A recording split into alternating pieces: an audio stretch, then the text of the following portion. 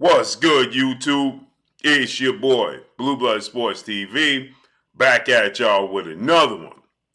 So, undefeated, three-division world champion, former junior welterweight undisputed world champion, currently the reigning undisputed welterweight world champion, who is widely acknowledged and recognized as the number one best pound-for-pound fighter in the world, in Terence Bud Crawford, who is 40 wins, no losses, no draws, 31 big wins by way of knockout. He is 35 years of age, 5'8" with a 74-inch arm reach.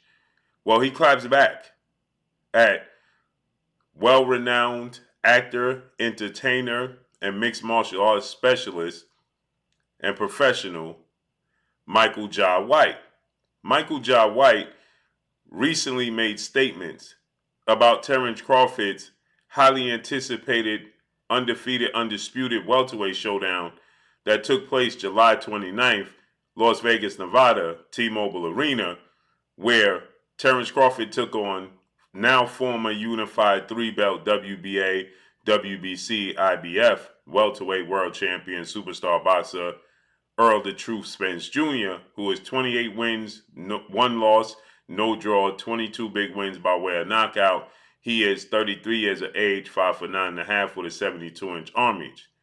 It was the most anticipated fight in the last decade, and on paper, it was seen to be the most 50-50 fight we had in the last 40 years, if there ever were one, since Thomas the Hitman Hearns took on Sugar Ray Leonard September 16, 1981, a Wednesday, for undisputed for the WBC and WBA titles. And the fight turned out to be anything but that. Now, we've had major fights in between that. You had Felix Trinidad versus Oscar De La Hoya. We had mega fights. We had the biggest fight of them all, Floyd Mayweather versus Manny Pacquiao. But on paper, those wasn't seen to be 50-50 fights. On paper, this was a 50-50 fight, a pick'em fight, if there ever were one.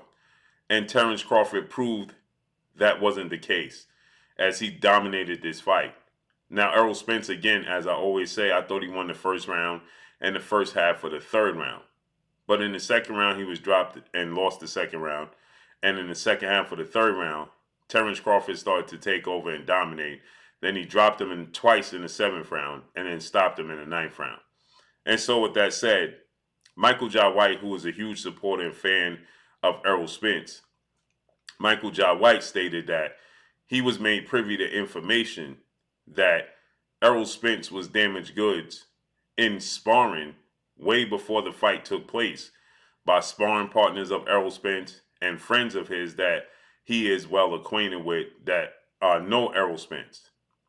And they told him Errol Spence should not even be fighting Terence Crawford because Errol Spence is damaged goods. And this fight is not going to turn out and play out well for Errol Spence. And then Michael Jai White, he stated that as you watch the fight unfold, you can see exactly what they were saying because you simply have never seen Terence Crawford look that dominant in no fight that he's ever had. And so, which is incorrect because Terence Crawford has had dominant performances in the past, as I point to always, the unification bout he had with Victor Postol, who was seen to be the boogeyman at junior welterweight, and Terence Crawford dropped him twice and dominated and won every single round. Dominant performance.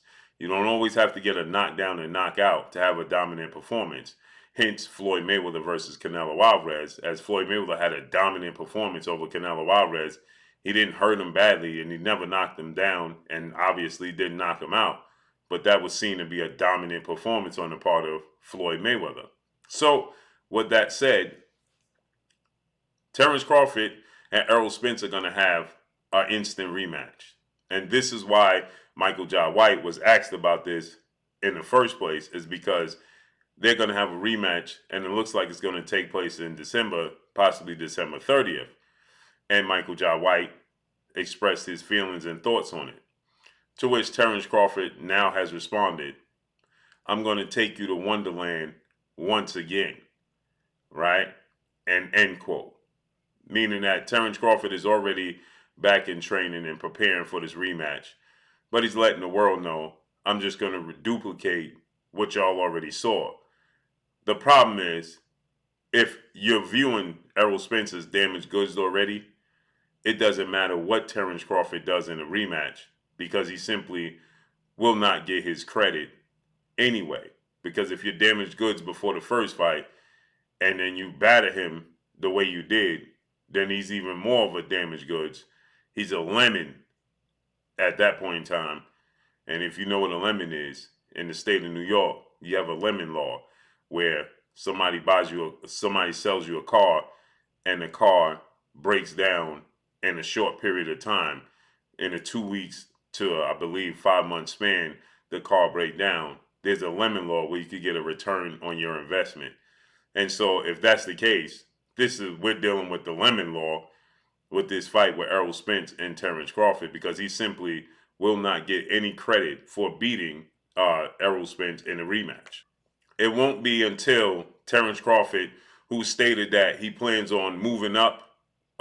Terence Crawford stated that he plans on moving up from 147, 3 weight classes, in the mold of the legendary, late great, iconic, pound for pound, greatest of all time, Sugar Ray Robinson.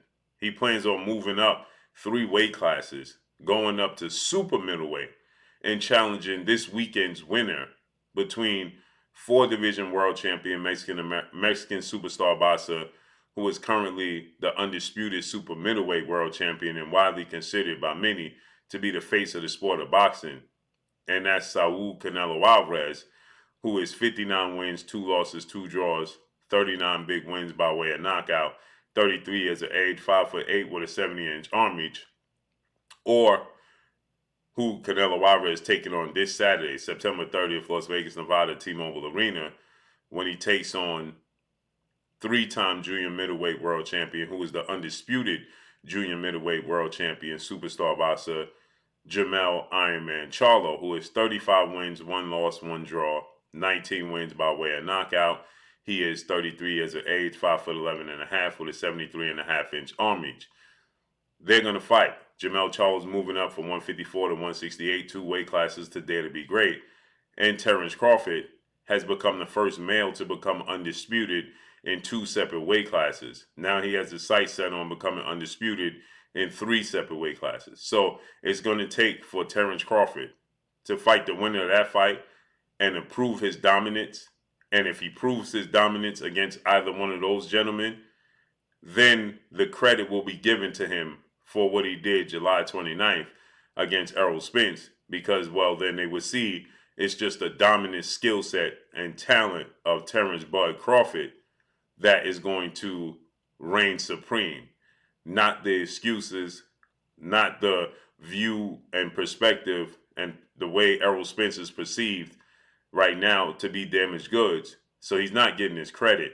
But again, if Terence Crawford is to beat Jamel Charlo, Canelo Alvarez winner, well then Terence Crawford, and especially if he does it in dominant fashion, then you'll look back at the Errol Spence fight and you'll say to yourself, well, it wasn't Errol Spence being damaged goods.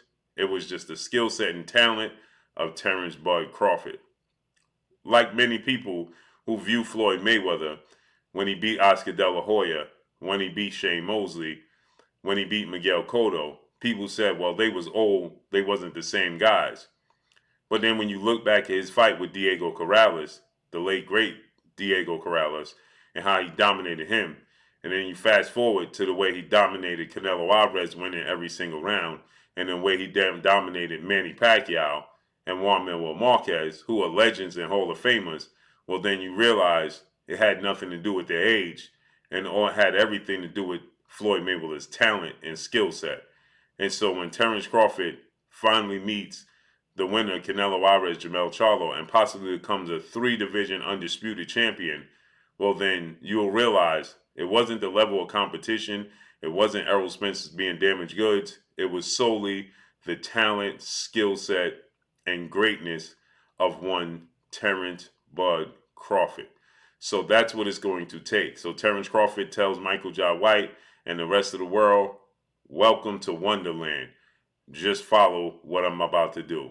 So let's see how this unfolds and plays out moving forward. But that's all I got for y'all. Make sure you hit the like button. Drop a comment in the comment section. Let me know what y'all think.